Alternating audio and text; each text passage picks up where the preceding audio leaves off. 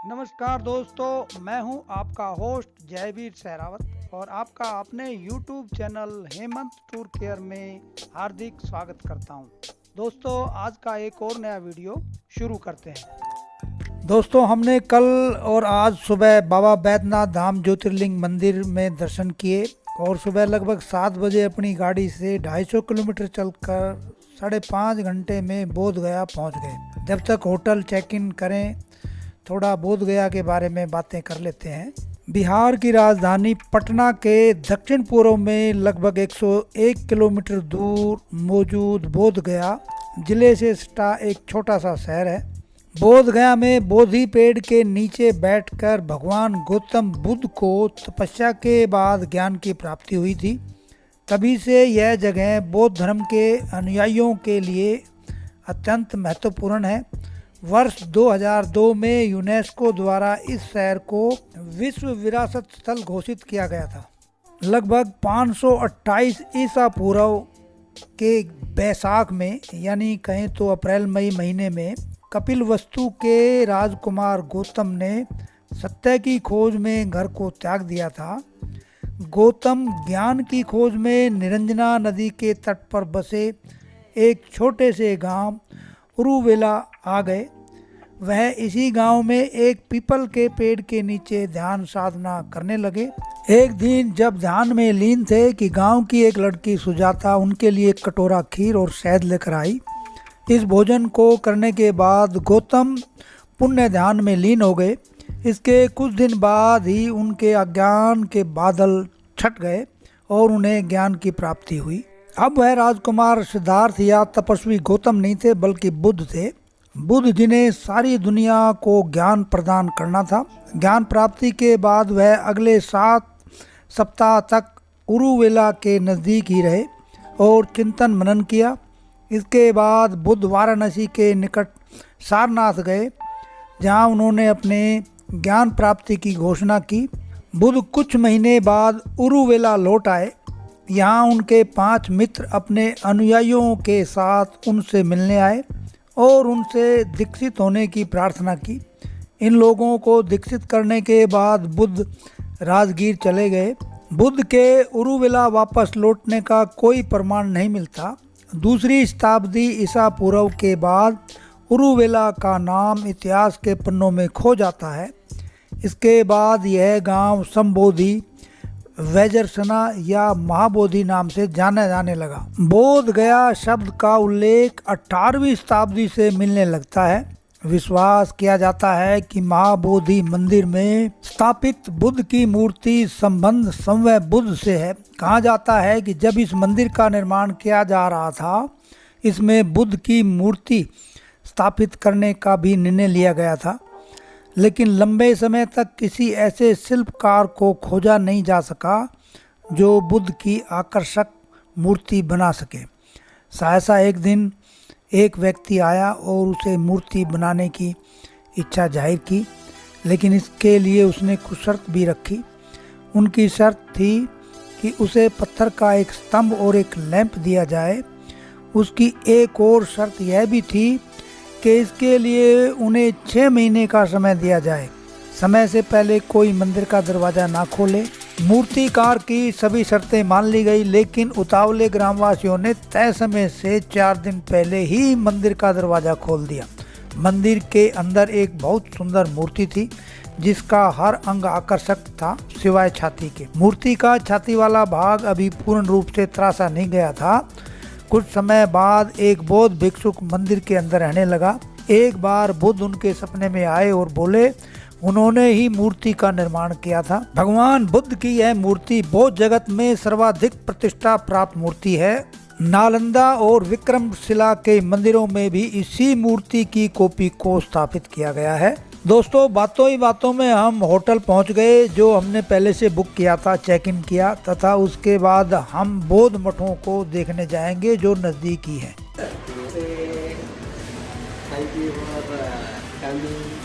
अभी आपके यहाँ कोई यात्री आएगा तो आप क्या क्या सुविधाएं देते हैं उनको? हमारे पास यात्री आते हैं तो हम जहाँ तक होता है हम सारे सुविधा देने का। एसी भी है, गर्म पानी भी है, जी हाँ, और आपका रेट भी वाजिब है, जी सर, जी सर, जी सर, है ना?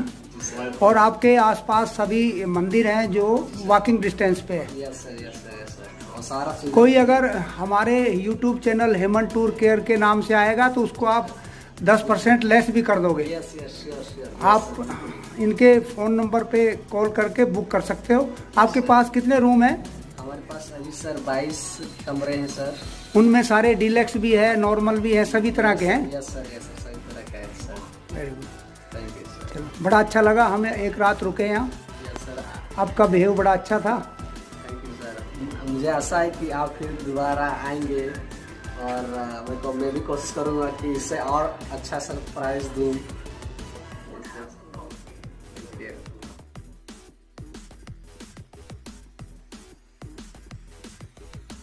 हमने अपनी गाड़ी को होटल में ही पार्क कर दिया क्योंकि नज़दीक है, वहाँ गाड़ी की प्रॉब्लम आती पार्किंग की। और अपनी सुविधा के लिए एक बैटरी रिक्शा को किराए पे लिया है जो हमें बौद्ध मठों में लेके जाएगा, जो नज़दीक ही अलग अलग कई देशों के बौद्ध ट्रस्टों ने बनाया है। सबसे पहले थाईलैंड देश वालों ने जो बनाया वह देखेंगे।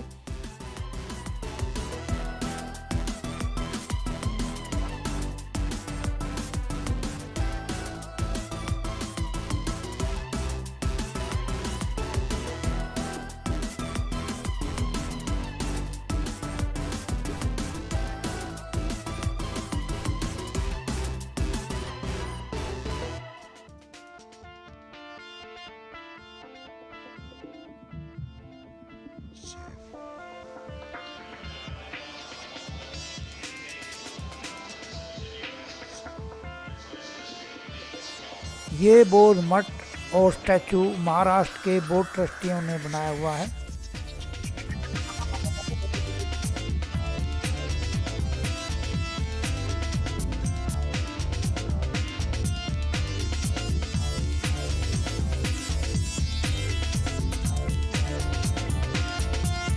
अब हम तिब्बत देश के बौद्ध ट्रस्टियों द्वारा बनाया गया मठ देख रहे हैं। ये तीनों मठ लगातार नज़दीक बने हुए हैं।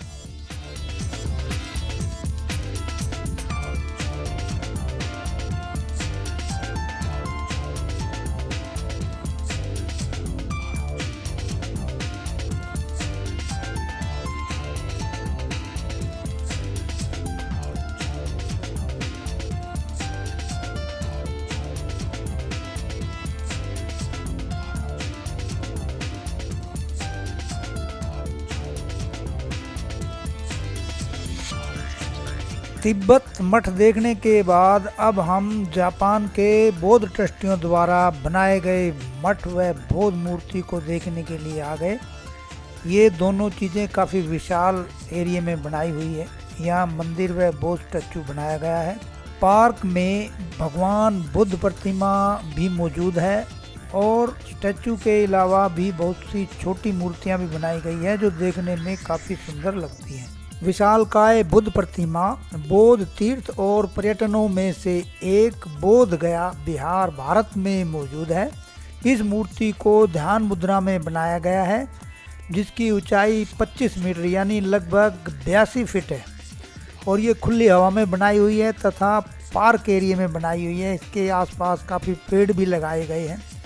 ये एक कमल पर विराजमान किया गया स्टैचू है। इसको पूरा करने में लगभग 12,000 मिस्त्रियों को 7 साल लगे थे। यह मूर्ति बलुआ पत्थर, ब्लॉक तथा लाल ग्रेनाइट का मिश्रण है। ऐसा माना गया है कि यह भगवान बुद्ध की मूर्ति भारत में सबसे बड़ी है और इसकी प्रतिष्ठा 14वें दलाई लामा द्वारा 18 नवंबर 1989 यानी कि 89 को की गई थी और इसकी नींव का पत्थर 1982 में रखा गया था।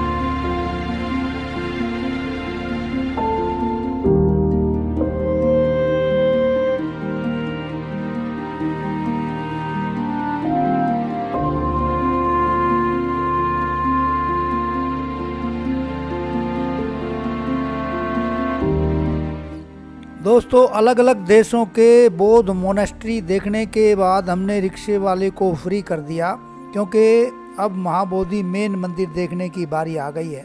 यह विशाल और काफ़ी बड़ा है, जहाँ पर भगवान बुद्ध को ज्ञान की प्राप्ति हुई थी। वो पेड़ भी देखना है। अपना बैग या भारी सामान हमें यहीं पे जमा करना है, वापसी में मिल जाएगा। हमने एक गाइड को भी लिया है जो हमें यहाँ के बारे में बताएगा। तो चलिए हमारे साथ, आप भी यहाँ के बारे में थोड़ा बहुत जान सकते हैं।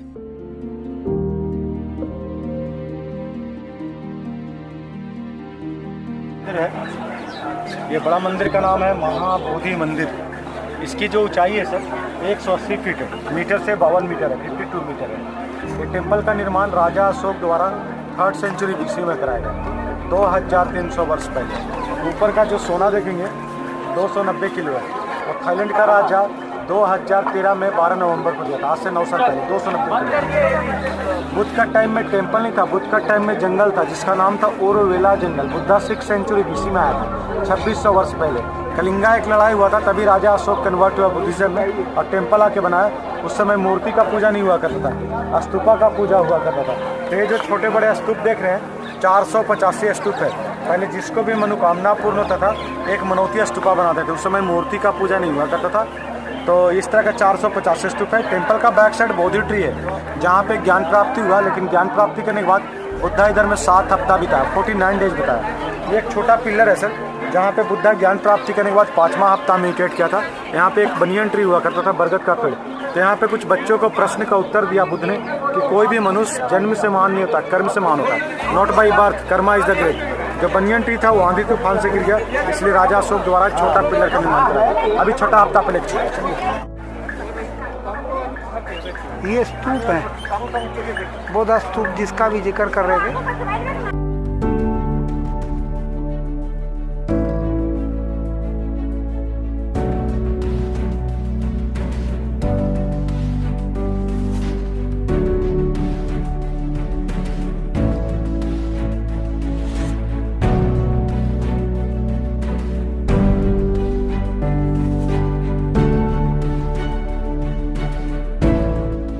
बुद्धा का छठा हफ्ता मेडिटेशन प्लेस है। बुद्धा ज्ञान प्राप्ति करने के बाद यहाँ पे 6 वीक्स बताएंगे। बुद्ध का समय में सरोवर नहीं था, जंगल था जिसका नाम था ओरोवेला जंगल।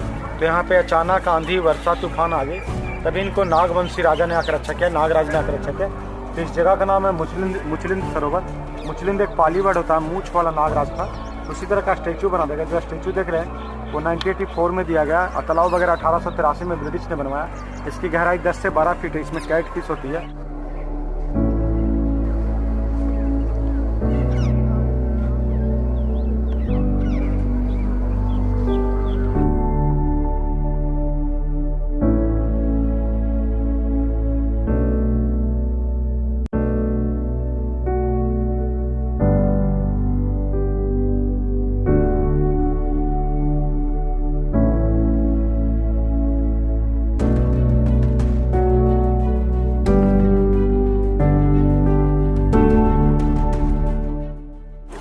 है सर। बाउंड्री के अंदर में एक पेड़ देखिए, गेट के अंदर एक पेड़ है, उस पेड़ का नाम है राजा है सर। वो एक जंगली पेड़ है। ज्ञान प्राप्ति करने के बाद बुद्धा इधर में अंतिम सप्ताह 7वां हफ्ता मेडिटेट किया था, लास्ट हफ्ता। तो उनका शरीर पूरा इधर में स्केलेटन हो गया था, कंकाल हो गया था सर। इधर में 2 व्यापारी आया था जिसका नाम था तपूसा एंड बलिकाओ। वो बर्मा कंट्री का था। तो उन्होंने बुद्धा को खाने के लिए ऑफर किया, खाने के लिए दिया हनी राइस केक, जिसको हम लोग बोलता है मधुर पिंडक। बुद्ध तो खा लिए, लेकिन बुद्ध को वापस में देने के लिए कुछ नहीं था। नाखून और सर का 2 बाल दिया। ऐसी जगह पे जो बर्मा का व्यापारी था वो 2 मंत्रा बोला, बुद्धम शरणम गच्छामि, धम्मम शरणम गच्छामि। अब बुद्धा इस कंपाउंड में 49 दिन रह के इस जगह को छोड़ के सारनाथ गया। उधर में संघ बनाया, उधर में तीसरा मंत्रा बोले, संगम शरणम गच्छामि। अब बुद्धा ने पहला उपदेश सारनाथ में दिया। उन्होंने जीवन काल में 84,000 उपदेश दिया। तो ये बुद्ध का लास्ट वीक से।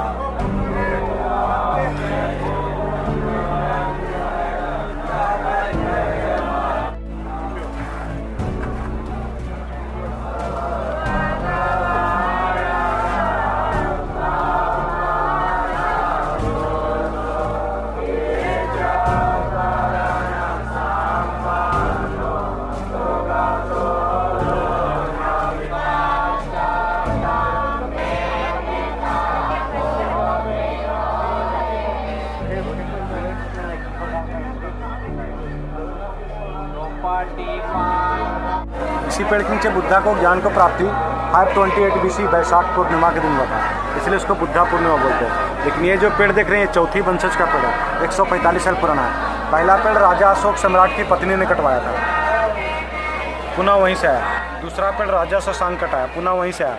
तीसरा पेड़ ये आंधी पानी से नष्ट हो गई। ये चौथा पेड़ जो श्रीलंका से लाया गया, अनुराधापुरम से, जहाँ पे अशोक सम्राट का जो बेटा बेटी था ना, महेंद्र और संघमित्रा, इधर का रूट लेके गया था श्रीलंका, अनुराधापुरम में प्लांट कर दिया था। उधर का रूट अभी तक जीवित है। फिर से वापस लाया गया 1880 में।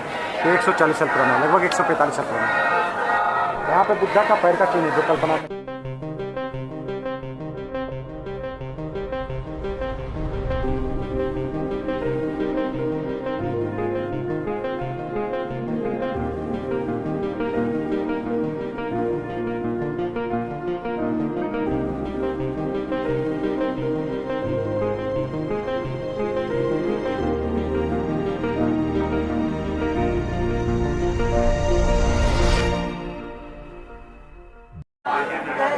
पहला हफ्ता में बोधि ट्री जो पीपल का ट्री देखे, वो चौथी वंशज का पेड़ था, 145 साल पुराना था।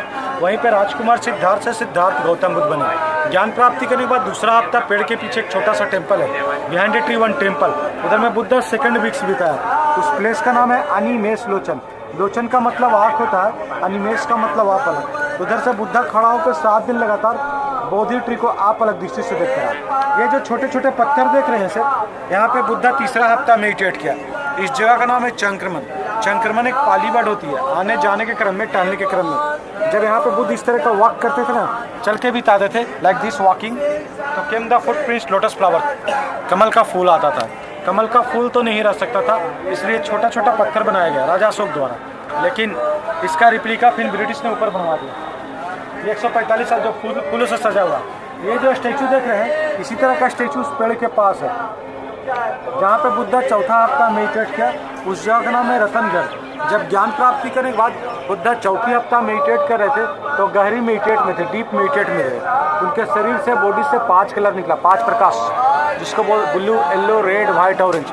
आते हुए आप 5 कलर बॉडी से चौथी हफ्ता में निकला था, 5 कलर। इस झंडा का नाम है पंचशील। पंच का मतलब 5 होता है, शील का मतलब नियम होता है। और पंचशील नियम है झूठ नहीं बोलना, चोरी नहीं करना, व्यभिचार नहीं करना, नशा नहीं करना, किसी जीव प्राणी को हत्या हिंसा नहीं करना। पहला हफ्ता बोधि ट्री था जहाँ पे राजकुमार सिद्धार्थ से सिद्धार्थ गौतम बुद्ध बने। चौथी वंशज का पेड़ था, 145 साल पुराना था। दूसरा हफ्ता वो टेम्पल, वहाँ से 7 दिन लगातार बोधि ट्री को आप अलग दृष्टि से देखते रहे, उस जगह का नाम है अनिमेष लोचन। तीसरा हफ्ता जब संक्रमण किए, वॉक किए तो कमल का फूल निकला। चौथा हफ्ता रतनगढ़ जब वो गहरी मेडिटेट में थे तो 5 लाइट आया, 5 प्रकाश, blue, yellow, red, white, orange. जो झंडा का नाम है पंचशील, पंच का मतलब 5, शील का मतलब प्रिंसिपल। उसमें 5 प्रिंसिपल होते हैं। झूठ नहीं बोलना, चोरी नहीं करना, व्यभिचार नहीं करना, नशा नहीं करना, किसी जीव प्राणी को हत्या हिंसा नहीं करना।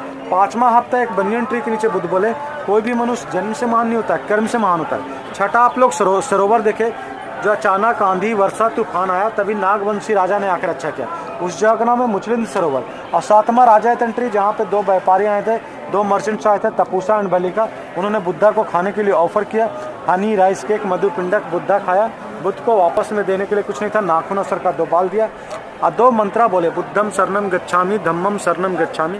और इस जगह पे बुद्धा 7 हफ्ता रह के, 49 दिन रह के इस जगह को छोड़ के सारनाथ गए, वहाँ पे संघ बनाया। वहाँ पे तीसरा मंत्रा बोले, संगम शरणम गच्छामि। और बुद्धा ने पहला उपदेश सारनाथ में दिया और उन्होंने जीवन काल में 84,000 उपदेश दिया। So that's all. गाइड ने काफ़ी जानकारी दी और अच्छी तरह से विस्तार से सभी बातें बताई जो बड़ी अच्छी लगी।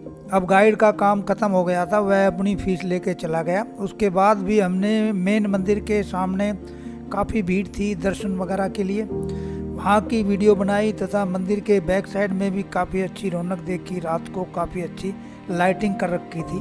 बिहार के बोध गया को मंदिरों के शहर के नाम से जाना जाता है। इस गांव के लोगों की किस्मत उस दिन बदल गई थी जिस दिन एक राजकुमार ने सत्य की खोज के लिए अपने राज सिंहासन को ठुकरा दिया था। बुद्ध के ज्ञान की यह भूमि आज बौद्ध धर्म के सबसे बड़े तीर्थ स्थल के रूप में प्रसिद्ध है। आज विश्व के हर धर्म के लोग यहाँ घूमने आते हैं। पक्षियों की चहचहाट के बीच बुद्धम शरणम गच्छामि की हल्की ध्वनि अनोखी शांति प्रदान करती है।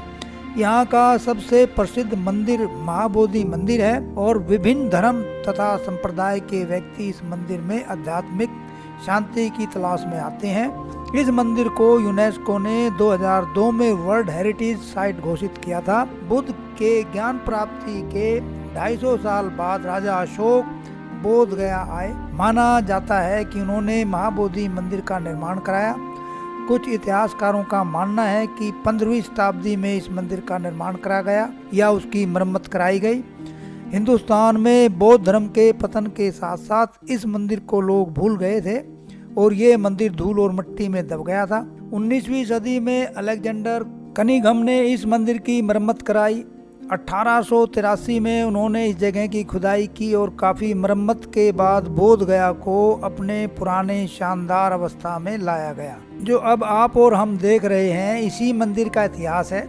यहाँ पर जब राजकुमार सिद्धार्थ राजपाट त्याग कर आए तब घना जंगल था तथा यहीं पर उरुवेला छोटा सा गांव जो फाल्गु नदी के तट पर था और यहीं पर बोधि पेड़ के नीचे ज्ञान की प्राप्ति की और गौतम सिद्धार्थ से महात्मा बुद्ध बने। यहाँ पर महात्मा बुद्ध ज्ञान प्राप्ति के 7 हफ्ते तक रहे और बाद में सारनाथ जाकर उपदेश दिया था।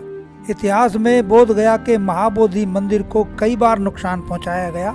13वीं शताब्दी में तुर्क आक्रमणकारी बख्तियार खिलजी ने इसे नष्ट किया था, जबकि 7वीं शताब्दी में बंगाल के राजा शशांक ने बोधि वृक्ष को कटवा दिया था। इसके अलावा 7 जुलाई 2013 को भी आतंकवादियों ने यहाँ बम से विस्फोट किए थे। बोध गया घूमने के लिए कम से कम 2 दिन पर्याप्त हैं क्योंकि बोध गया के अलावा गया में भी काफ़ी मंदिर हैं जिसे जरूर देखना चाहिए।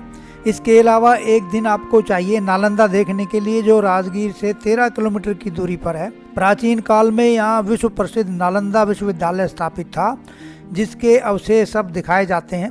हाल ही में बिहार सरकार द्वारा यहाँ इंटरनेशनल यूनिवर्सिटी स्थापित करने की घोषणा की गई है जिसका काम प्रगति पे है। नालंदा से 5 किलोमीटर की दूरी पर प्रसिद्ध जैन तीर्थ स्थल पावापुरी मौजूद है। नालंदा राजगीर आने के बाद यहाँ भी आप आ सकते हो। बोध गया घूमने का सबसे बढ़िया समय बुद्ध जयंती पर है जो अप्रैल मई में होता है, जिसे राजकुमार सिद्धार्थ के जन्म दिवस के रूप में मनाया जाता है, लेकिन उस समय होटल पहले बुक करा के आना चाहिए। बोध गया से 5 किलोमीटर की दूरी पर गया इंटरनेशनल एयरपोर्ट भी है, जहां से आप थाईलैंड, श्रीलंका, बर्मा इत्यादि के लिए नियमित इंटरनेशनल साप्ताहिक उड़ानें ले सकते हो। अब बात कर लेते हैं सड़क मार्ग की। तो गया, पटना, राजगीर, वाराणसी और कलकत्ता से बोध गया की बसें मिलती हैं। अपनी कार से भी आ सकते हो, इसके अलावा टैक्सी से भी आ सकते हो। रेल मार्ग से भी बोध गया जुड़ा हुआ है। यहाँ पर गया जंक्शन रेलवे स्टेशन है, जहाँ से आपको बोध गया तक टैक्सी ऑटो मिल जाते हैं। बोध गया में हर प्रकार के काफ़ी होटल हैं, किसी भी प्रकार की कमी नहीं है। अपने बजट के अनुसार आप ले सकते हो। इसी प्रकार खाने के लिए भी हर प्रकार के अच्छे अच्छे रेस्टोरेंट व होटल मिल जाते हैं। दोस्तों, आज की वीडियो में बस इतना ही। फिर मिलते हैं किसी अन्य वीडियो के माध्यम से। तब तक के लिए नमस्कार, जय हिंद, जय श्री खाटू श्याम जी, राधे राधे, धन्यवाद।